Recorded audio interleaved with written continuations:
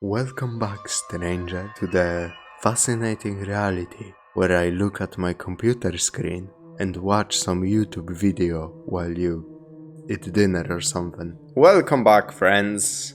Today I am reacting to Dead Space review by MandaloreGaming. Honestly, this might be the oldest video of Mandalore that I will have so far taken a look at. It's like 7 years old at this point, and it's a review of Dead Space, a game I really liked because I played it back in the day and I didn't really replay it because then they announced the remake when I was thinking about replaying it, and I haven't played the remake either yet, but I definitely have that on my list. And yeah, while looking through Mandalore's channel, I noticed that his Dead Space 3 review is like one of the most watched videos on this channel. And I wanna see that so badly because I hate Dead Space 3 so much. I really want to hear his opinion on it. And I decided to, start at the beginning with Dead Space 1 and make my way down. I reacted to some Warhammer, I reacted to some like longer Mandalore stuff. I will be reacting to Ring by MandaloreGaming this week. So I decided, you know what, I'm gonna just squeeze something for myself in between there. Where I get to relive my precious memories. I'm honestly wondering if this is Mandalore's like first time with Dead Space. I mean, those 7 years back, did he like play that series really late, or did he play it back in the day when it came out and is simply replaying it? Man, Dead Space was just built different, honestly. Like, holy shit, that was such a great idea for a video game. Simple too. Way different enemies that you dispatch by shooting the limbs instead of aiming for the head or the body, and the HUD displayed on your back, and and the stasis thing. From what I remember, I'm having trouble remembering it now because Dead Space 2 is so much fresher in my memory because obviously I played it later, but I also replayed Dead Space 2 a couple of times by now. I really like Dead Space 2. But I think the first one didn't have that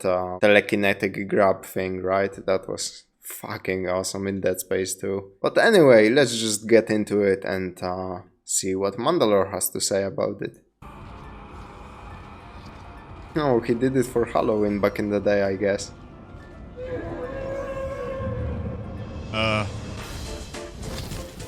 Well, it looped back to being Halloween again, so I guess this is timely. Halloween is right around the corner, but instead of checking out an indie horror title like I did last year, I thought this year I'd look at a more mainstream one. My first encounter with Dead Space was the commercial for it. I knew nothing about it, but man, did it draw me right in. Oh yeah.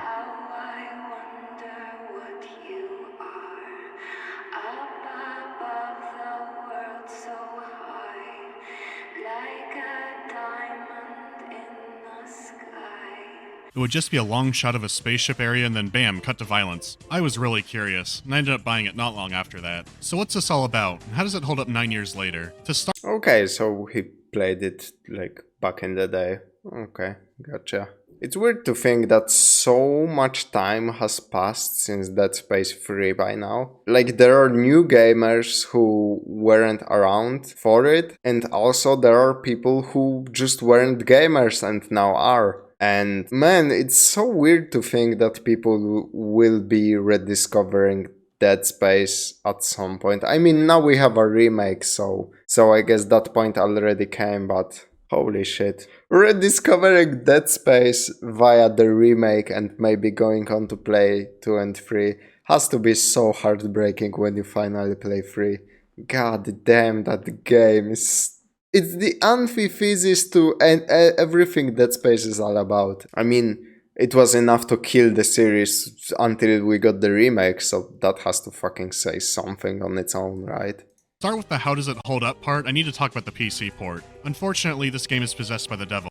You can hear that early Mandalore in his microphone. You know, he sounds almost as shit as I do. Luckily, I have a few tricks to exercise him. Dead Space is a console port, and it has a lot of frame rate specific issues. The input time and the speed of mouse movement are affected by the frame rate, so your movement can feel different depending on the room you're in. To make matters worse, the better the game is running, the more physics will start to break. The physics issue can kind of be solved by using the in-game VSync option. Oh man, I don't remember that at all. I was still, like, you know, not developed enough to notice all the bugs, I guess. Like, I was so new to gaming that I just didn't know when the bad optimization was happening to me. I just assumed, oh, this video game is so weird, it's doing something with the character control. But if you use this, then your game is locked to 30 frames per second and the mouse issue gets even worse. You would think that locking the frame rate would fix that, but it doesn't. But if you leave it off, you might run into even stranger problems, like not being able to go through one of the first doorways in the game. So do you want 30 FPS with awful input lag, or do you just want kind of bad controls with the game going haywire? I'd recommend neither. Download the Dead Space mouse fix and most of your problems go away. Turn off in-game VSync, force it with your driver control panel, then cap it at 60. Now you can aim without feeling like you're in a syrup bottle, and a lot less people will be flying through the floors. Now we can get into the game proper, and I'll take it from the top.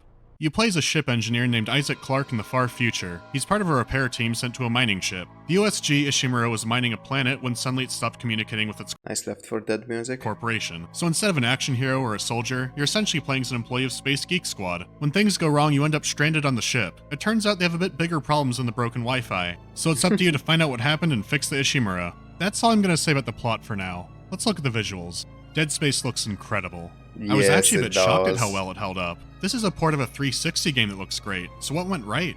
2 words: lighting and effects. I love this one bit where you're on a gondola, and the fog moves away and reveals all the enemies. It's just great. Using smoke and darkness to hide shortcomings wasn't a new trick, but they mastered it. The few times there are brightly lit areas, you can tell how low res the textures are, but this doesn't happen often. It is a nearly decade-old game, but unless you're staring at walls up close, I think it holds up on a technical level. The attention to detail with the effects is fantastic. Speaking of attention to detail, I have to talk about the art style, especially with how the heads-up display works. Hold still, Isaac. I'm syncing up everyone's rig with the ship.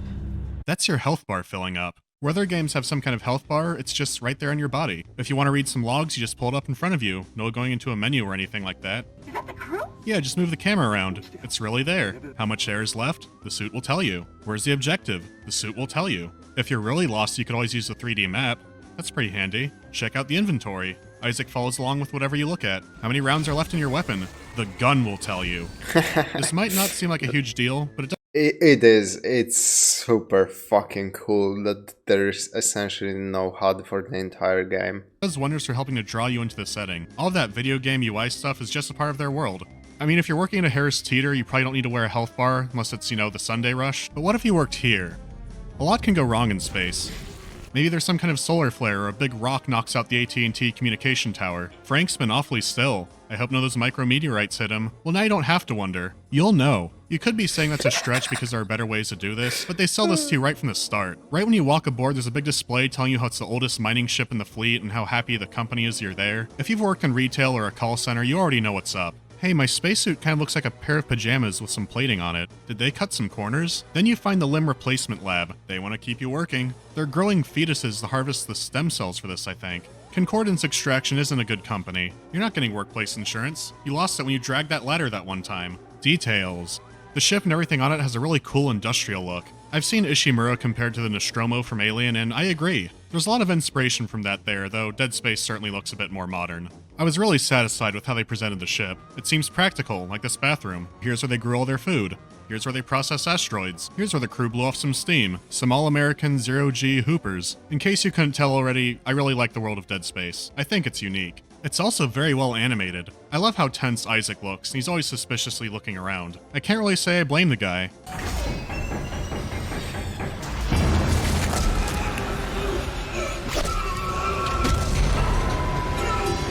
I mean, yeah, the Ishimura ain't exactly the hottest fucking spa and relaxation spot in the galaxy, you know? So, yeah, like Mandalore said, can't blame him. Man, I forgot that the suit looks even more fucked up in the first one.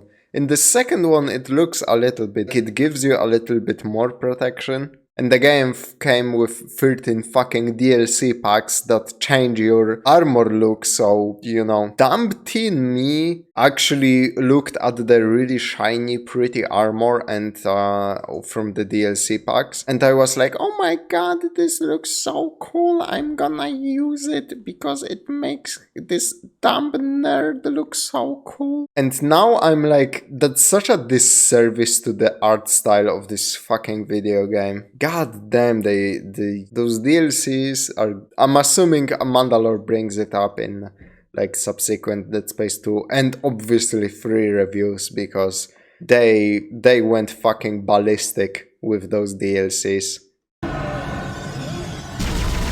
The sound of the game definitely matches the visual quality. This goes double for some of the enemies.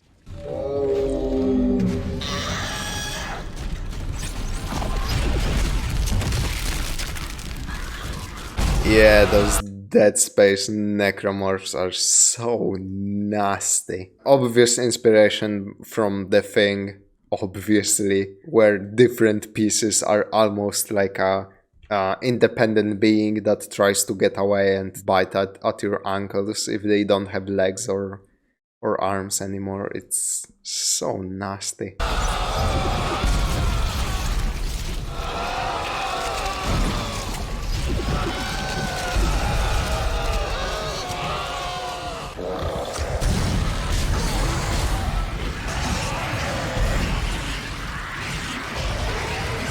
Just the sound of Isaac breathing is great for building up tension. The sound changes depending on how much health or air you have.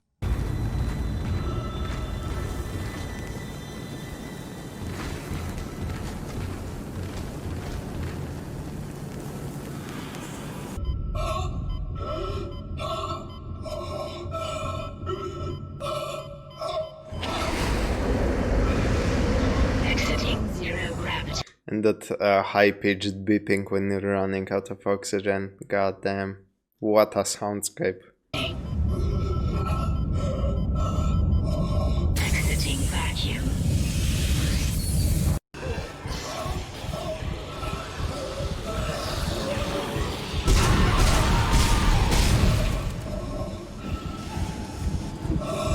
So all around, this is some top-notch presentation. There's a bit more to touch on there, but that weaves into the gameplay. So let's get started. Dead Space is a third-person shooter first and foremost, but they changed it up a bit from most shooting games by not having you aim at the center of mass or the head. Instead, you go for the limbs. These are necromorphs, not zombies. To put it simply, every single cell in this thing wants you dead. I'm not sure this is really killing them. The game's pretty adept at teaching you this. All the enemies have very dangling, kind of lanky limbs to aim at. Chopping off the head won't kill them. If anything, it just pisses them off. Yeah, some of them go berserk if you knock their head off, which is useful if they're in a group, because I think the necromorphs can hit each other when you behead them. It's simple to learn through trial and error, but Dead Space doesn't do that, and I actually kind of hate how they introduce it to the player. This is right above your first weapon. Not exactly subtle. I definitely can't miss the big window telling me to cut off the limbs. Okay, I got it. Listen, forget about shooting them in the body. You gotta cut off the limbs. Grab a cutter, anything like that. Cut them apart. Okay, 3 times the charm. Now let's find the Isaac, be careful. Shooting them in the body didn't seem to work. Go for the limbs. Dismember them. That should do the job. I understand. Everyone's telling me... Oh, come on. I get they didn't want players to miss out on this, but this is all within about 3 minutes. That's 5 prompts in a row. You've only fought about 2 enemies by this point. It's unnecessarily heavy-handed, and that's going to be a theme here. It's an action horror game, so I'm going to take a look at the action first. It's pretty... This is a very controversial thing from this game. It became an absolute meme. Like the devs repeating, cut off their limbs, cut off their limbs, cut off their limbs. Hey Isaac, did you know that cutting off the limbs does extra damage to the enemy? Yeah, the floating prompts and everything, it's very fucking bad. But I seen a discussion about this like since 2009 basically, obviously on different forums, with different groups, while discussing the game with my friends. And what it usually came back to is speculation that they found this out through testing. I'm assuming only like the message in blood cut of their limbs was there from the beginning, and they progressively added more and more and more of those prompts. Why? Because players are fucking idiots. I don't mean you, I don't mean me or my friends didn't have this problem, but there are certain individuals in this world that are beyond like our comprehension. Valve does extensive player testing and they change their games up based on that feedback. And if you listen to creator commentary on Half-Life 2, they had to simplify so many puzzles, they had to strip off so many side paths, they had to dumb down the game so much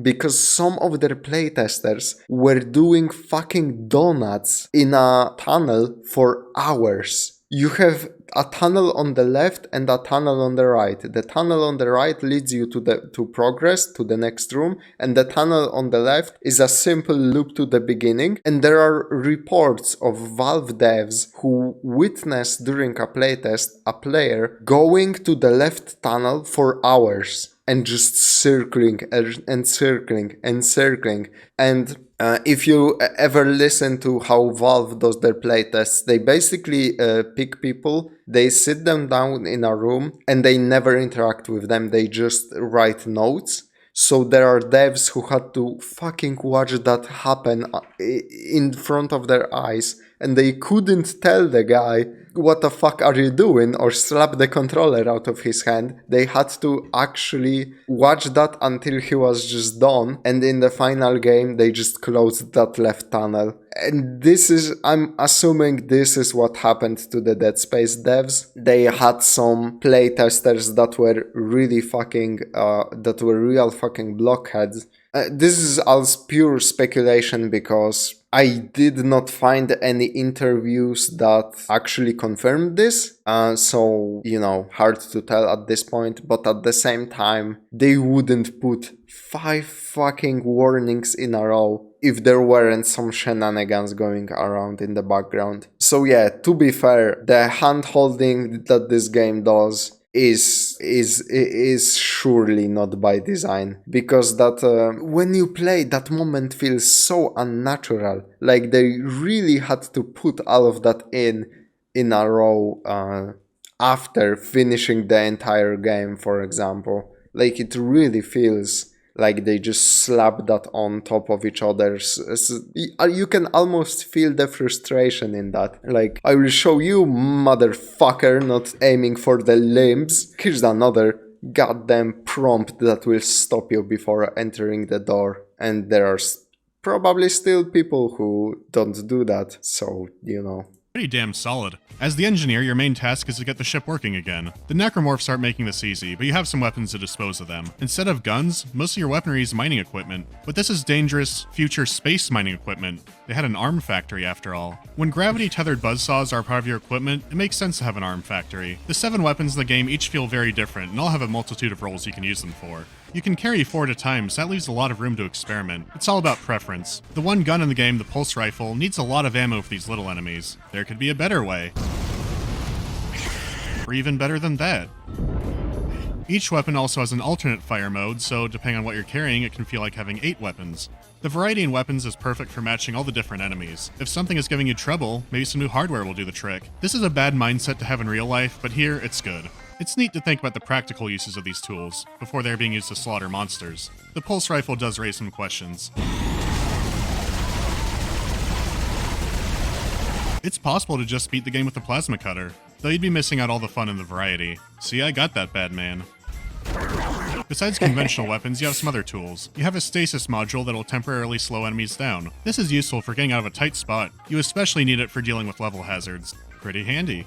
There's also a gravity manipulating kinesis module, also used for dealing with level hazards. It also manipulates small objects, so you can throw some explosive barrels at necromorphs. This is effective and it doesn't waste any ammo. Or throw explosive enemy parts at other enemies. Throw their own blades at them, throw blades you find on the ground at them. Okay, so it was in the first one. I really forgot that mechanic was there from the start, where you can grab like their blades and everything, because that was fucking awesome, man. Why reach for anything anymore? This is your life now.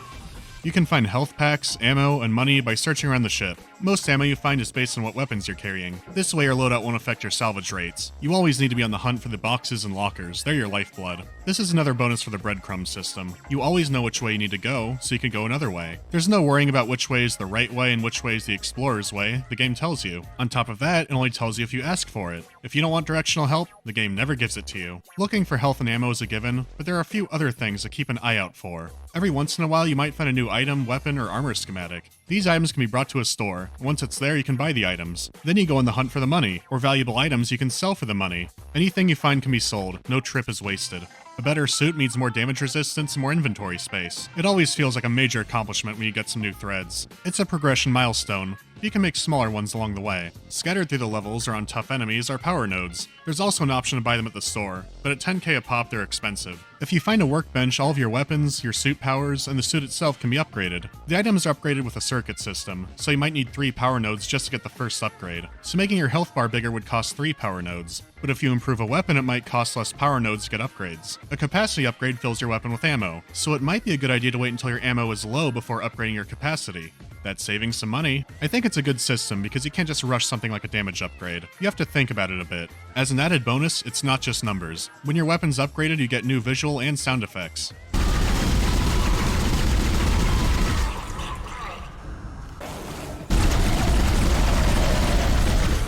Yeah.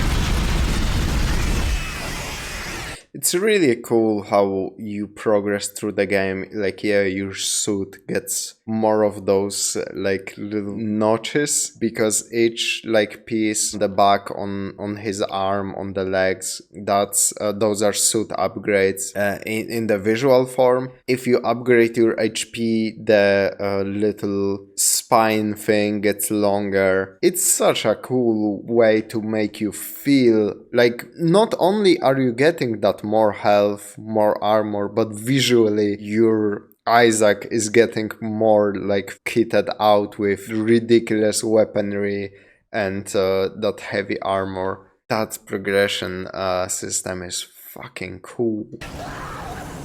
There's also the option to spend a power node to open a power lock door, and these have all been worth it from my experience. These systems altogether are excellent, but they work their best on harder difficulties. On easier difficulties, enemies drop more ammo and are more likely to drop ammo, they take less hits to kill, they dish out less damage and rarely dodge your attacks. All these systems work together because of scarcity. If someone's playing on easy, they can kill the enemies in a few hits, they have more ammo, which means they can sell it for more money, and they have more upgrades. You don't need to scavenge as much, you always have stuff on you. It completely dissolves all the tension. As much as I love the game, it has a commitment problem. So now I need to talk about the horror aspect of Dead Space. It's not as strong as the action. Really good works of horror take a long time to build up tension. Dead Space has about 2 minutes. What the hell? I don't know. Something's in the room with us. Jesus! Open fire! Open fire! Tender power! Tender! Come on. Come on. I do like this sequence, but it's very apparent this isn't going to be a very subtle game. Listen to how much is going on.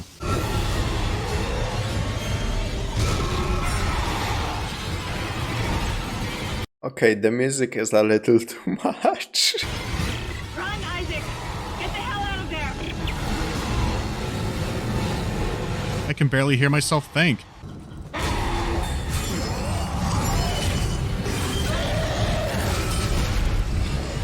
The game feels so tense during the quiet parts. The problem is when the game does build up to something, it has to be as loud and over the top as possible. It's also very reliant on jump scares. The first time that I shot an enemy and it played dead, it caught me off guard, but I figured it out quick. I get that horror is subjective and something that scares me might not scare someone else. The issue here is using the same tricks over and over again. That looks kind of suspicious. Yeah, he was just faking it. There's another one. Okay, this one has a spotlight on it, so let's check that out. Wow, they're really focusing on this one. Even if these things terrify you, you're gonna figure them out quick. Even that sequence in the beginning kind of lost its magic with me. It wasn't the sequence itself, but the game kept showing scary things behind glass. Let me out!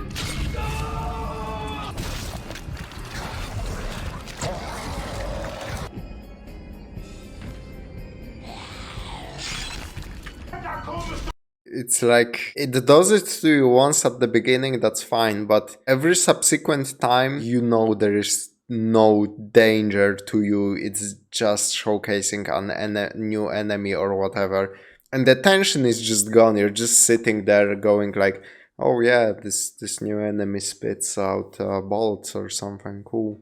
Anyway, there's some money in the corner, I like money. Don't wait for me! Oh, fuck me!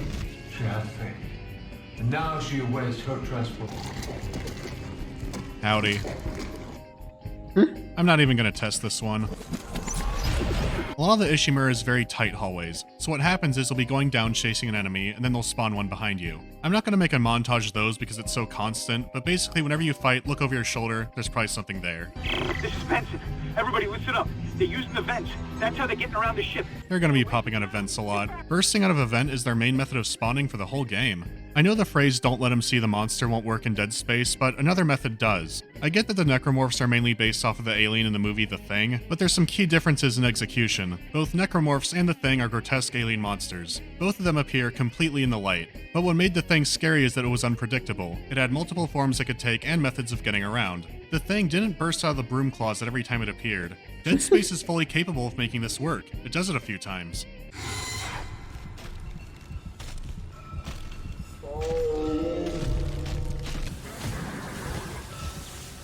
While it has all the issues I listed before, there's this one level I really like. It's all a build up to a boss fight. There are some necromorphs in this level you don't see anywhere else in the game. The area is tinted differently and looks like nothing else in the ship. There's a long, quiet walk to it. You've only heard about this thing through audio logs and text, and you have no idea what to expect. I'm not going to show it, but it's a fantastic build-up to the fight. It makes me wish that more of the game was like this. What if the beginning was different? How about the glass scene never happens, the lobby is empty, and the team splits up? The player learns how to use the kinesis and stasis modules to move around the environment. There's no blood or writing on the walls, it's just kind of quiet and creepy. Where is everybody? They recall you back to the lobby and you're just walking down the hallway.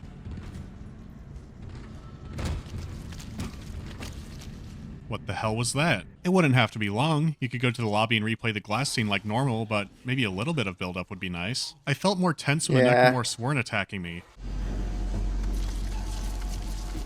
That's spooky. The combat is really fun and tense, I just wish some elements weren't so repetitive. The fact that you go back to levels several times makes this even more detrimental. It seems like the game can be edited down a bit and not lose much. Quiet Dead Space and loud Dead Space feel like two completely different games. It kind of is in a way. I read an article that explains a lot.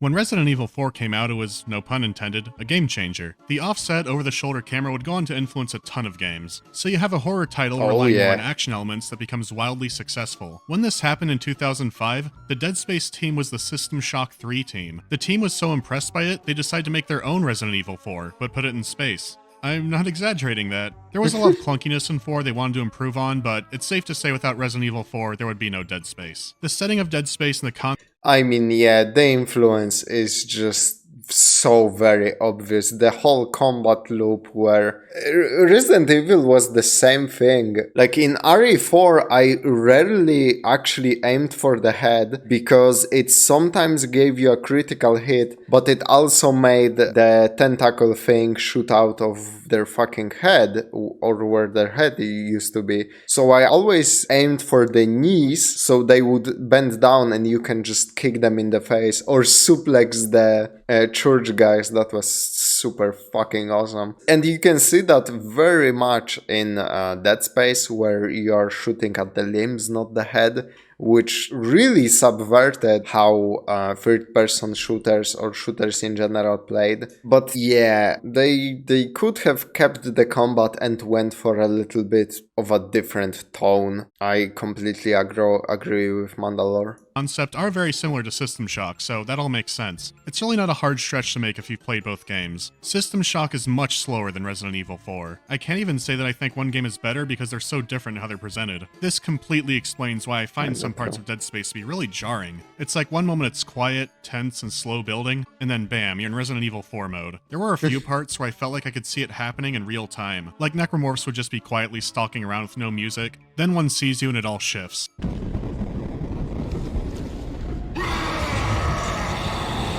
There is a saving grace to this. If you can accept Dead Space as a haunted house ride, it's a ton of fun, because when they go over the top, they don't hold back. You can find montages that are only scenes of Isaac dying, because they're just so well made. Yeah.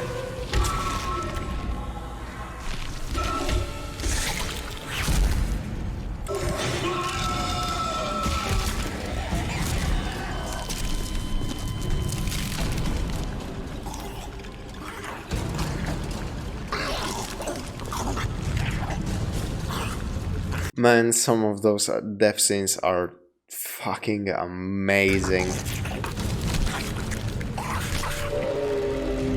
Yeah, there's no coming back from that. I guess my point is that there were a lot of ways they could have made it scarier, but they didn't. At the same time, I don't think it's a huge issue I hate the asteroid shooting minigame. because the game's fun and that's what it's all about. Don't play to be scared, play for a good time. You can still pretend to be scared on Twitch. I also found the space part of Dead Space to be a bit of a letdown. You leap around from surface to surface with magnetic boots, and you can't fly around in 0G. The camera can also flip out a bit during this.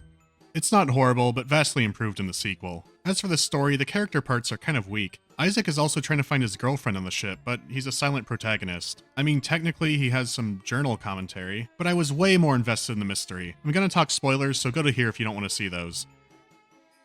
Are they gone? Thank God. We have to assume that the colony's problems are somehow connected to the marker. You can assume all you want to. I do not. The marker is glorious and divine. You know that. As you progress, it becomes apparent that this wasn't a normal mining operation. Something was very off. Even before the necromorphs showed up, the crew on the ship and the crew down the planet were committing suicide, suffering mental illnesses, and other, red flags. As bad as things were getting, the captain wouldn't call in an SOS, because it was an illegal mining operation. But they didn't even call for help when the necromorphs were all over the place. Yeah, this is a really shady company, but they're not that shady. If something like this is growing on your wall, I think you need to make a few phone calls. Strangely enough, the military just happens to be in the neighborhood, so what's going on here? Dead Space has a powerful religion called Unitology. They believe life on Earth was seeded by aliens.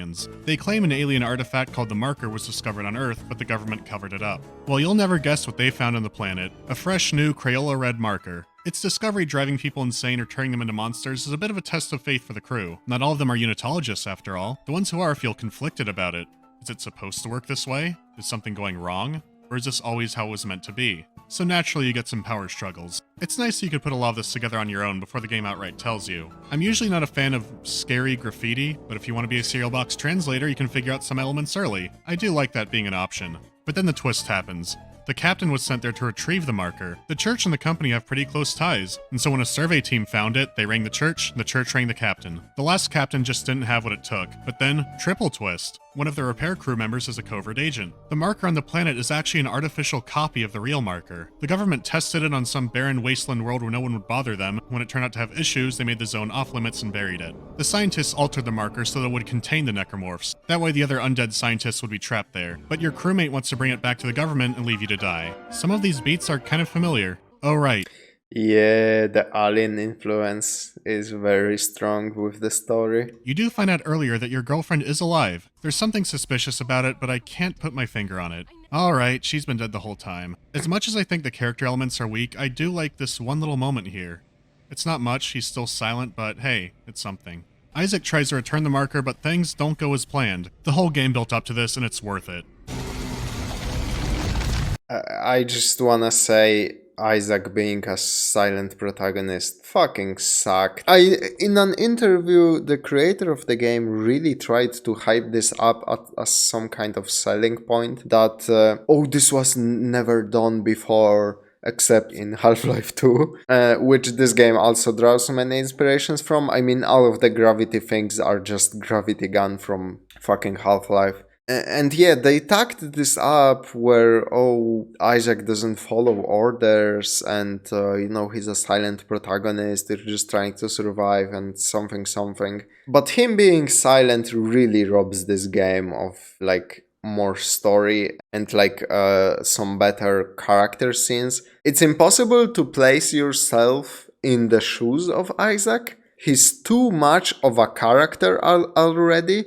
And usually that's the goal with a silent protagonist, so you can more easily put yourself in that situation, but that doesn't work with Dead Space, and yeah. In the sequel he finally talks and it's much better in my opinion. He actually talks and interacts with some of the people he finds and such.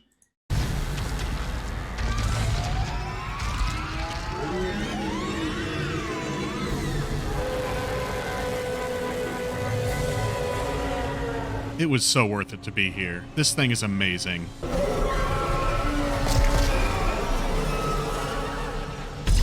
The hive mind isn't the most challenging fight, but as far as a final boss goes, it's pretty incredible. Compared to everything else in Dead Space, the hive mind is on a completely new level of spectacle. You made it through everything else, now your reward is getting to fight the giant monster. You escape the planet, get a jump scare, and that's Dead Space. Despite it having a lot of cliches, I enjoy the story of Dead Space. It's a very satisfying game. It answers questions, but not all of them. What exactly are the markers? Who built them? What's their purpose? Why does it make necromorphs? My theory was that it created more of the host race, but something went wrong with the process. After all, it's a copy of the real marker. The necromorphs could be marker DRM. You better not copy this illegally. Who knows? Beating the game unlocks New Game Plus, a new difficulty, and a bunch of goodies for your New Game Plus. It's time to win the war.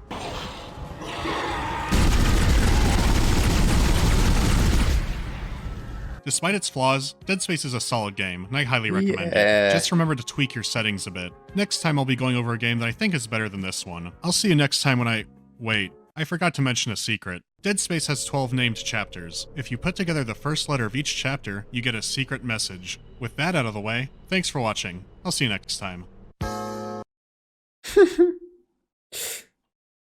Damn. Not gonna lie, I totally fell for it.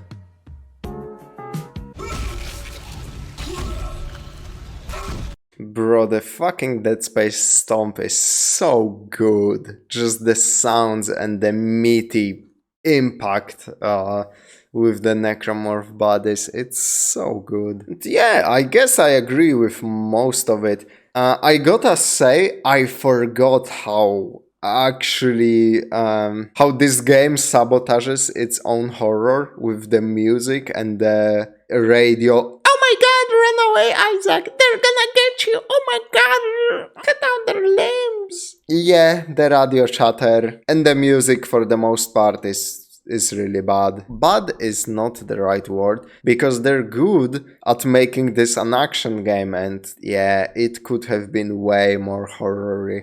But in gameplay terms, Dead Space was fucking amazing. It was exactly like they promised. Resident Evil 4, but in space. And I gotta say, they really improved on the formula, because Resident Evil had a lot of problems. I think Dead Space, at its core, the gameplay is way less repetitive. There is something about fighting necromorphs that just doesn't get old. Also, yeah, Resident Evil 4, you had ammunition coming out your fucking ass. You were swimming in ammo. There was like literally zero tension for most of the game for me. Dead Space, even on normal difficulty, you would sometimes run into those, and of course while cutting off limbs, you would run into those situations where ammo would be a little bit less scarce. Usually in the early game, because it would get out of control at some point, but you know. Yeah, harder difficulties are definitely like a definitive way to play this game, like Mandalore said, because it's just more tense. It puts more horror back into the formula. And yeah, that's everything I really had to say. Thank you very much for watching, and I will see you in the next one. Stay safe out there.